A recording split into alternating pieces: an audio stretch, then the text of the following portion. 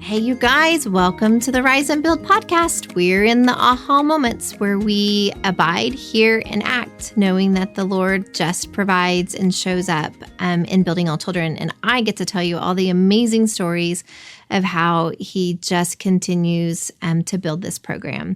So today I am going to just do a little bit of wrap up from last time. So we talked about our first office and how Charlie Pennington was in the middle of that and how he helped us get that first office. And so after we had moved in, Charlie stopped by and he asked me if I would be willing to come speak at Southern Hills Baptist Church and speak to his Sunday school class. And of course, I was willing to do anything for him because he had done so much for me and for building all children. And so I said I would. And he said, well, what we're studying is the names of God.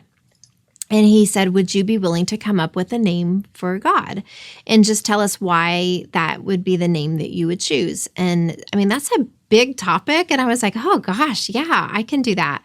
And so I spent quite a bit of time. And I mean, there are so many powerful names for the Lord, right? There's Yahweh and Jehovah. I mean, there's all these biblical terms. But as I kept studying and as I kept reading, I felt like my word was just provider. It wasn't a big fancy word, but it was a God that just always provided for me, really and truly, ever since I was a little girl. And so I went and I talked about how the Lord's name for me is provider and how he is just a provider and how he just shows up through people and just always gives me what I need. Maybe not my wants, but always gives me what I need and takes me to the next step. And so I ended up sharing. And then when I got done, Charlie introduced me and told me that Southern Hills, the church, owns the offices that I had just moved into. And he explained that because there was an opening, the church is blessing me a little bit because remember, my mortgage was nothing. My rent was nothing. And he was just like, we are blessing her and giving her the space. And he did say, as Building All Children continues to raise more money, that we could increase that monthly because it was nothing. And of course, Ryan and I agreed to that. And so at the very end, he said, Kendra, is there anything that you need? And honestly, I had already felt so blessed. I mean, I had the office and I was allowed to paint and people had dropped off furniture and games. And remember, we got to go through a warehouse and pull out file cabinets. And I mean, I just felt really blessed. And I really didn't have much that at the time I felt like I needed.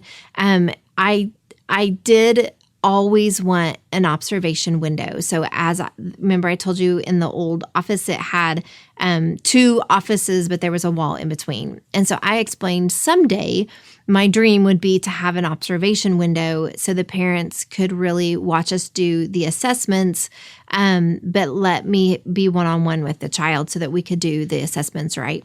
And I'll never forget this gentleman, I could tell was listening to me. And so I kind of told him what that would look like and what that would be. And that would be my only need. And it's not anything I needed today or tomorrow, but it would bless my ministry if we could have something like that. After I got done talking, I started picking up my notes. And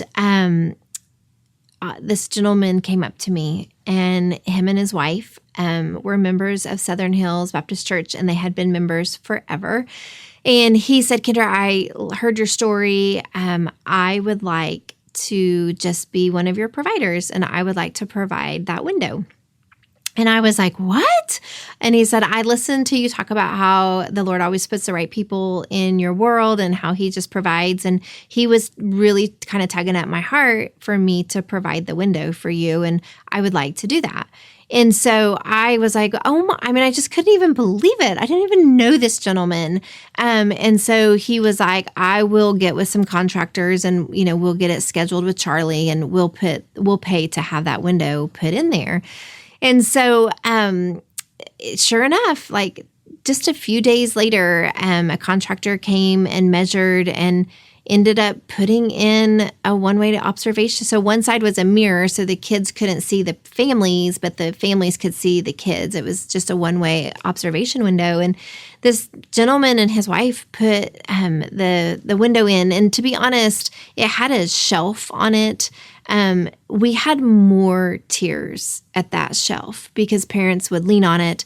And for the first time, they would really start to see that their child was struggling. And so, we kind of called that shelf. It was where we had a lot of tears. A lot of parents cried, and we would come back and talk to them and kind of lean on that shelf, and we would cry with them. And so we ended up putting a box of Kleenexes kind of set on that window because it was just an area that a lot of families got to see that their children were struggling, and so they would wipe their tears away. But what was really cool is a few months later, Charlie came to me and he said, "Kendra, do you know who that was that gave you that window?" And I said, "I have no idea who that was." And he said, "It was a member of our church for years and years and years, and he just had a major change in his job. And financially, they're just in a different place." And I was like, "What?" I was like, "Why would he give to me then?" And Charlie was like, "Because the Lord is your provider, and he told him to do it, and he provided what you needed."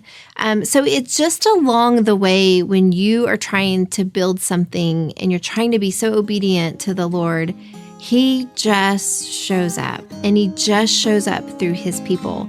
That couple that put that window in that first office so many years ago, still to this day give to us. And I'm so thankful for them because without them, I wouldn't be able to build children. And so I'm thankful that the Lord uses his people to make such a difference.